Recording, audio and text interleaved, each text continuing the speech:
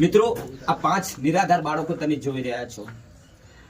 જ્યારે હું પહેલી વાર બાળકોને મળવા માટે આવ્યો અને એમનું જે જીવન જીવતા હતા એ મેં જોયું, અને પછી મને ઘણું બધું મારી જાતે એમ કે મારા ભૂતકાળનો સમય, જેમ કે હું પણ 1 વર્ષનું બાળક લઈને આમ રસ્તે રજડતો હતો. એક ટંકનું મને પણ ખાવા નહોતું મળતું, પણ એ સમયે મને યાદ કુદરતે કરાયું કે સમય તારો ચોક્કસથી આવશે, પણ જિંદગીની અંદર એક નીતિ સાફ હશે અને કોઈનું આપણે સારું કરીશું, બીજા માટે પણ સારું વિચારીશું, તો કુદરત ચોક્કસ એનું ફળ તમને ચોક્કસથી આપે છે. કારણ કે એ હું પુરાવા સાથે કહું છું. આ મારા જીવનની બનેલી ઘટના. આજે ઘણા સમયથી લગભગ તમે બધા મને જાણો છો, ઓળખો છો કલાકાર તરીકે, એક મિમિક્રી આર્ટિસ્ટ તરીકે, પણ જે મેં દિવસો વિતાવ્યા છે ને એવા તો હું આ ભગવાનને પ્રાર્થના કરું છું કે કોઈના જીવનમાં એવી ઘટના ક્યારે ના બને.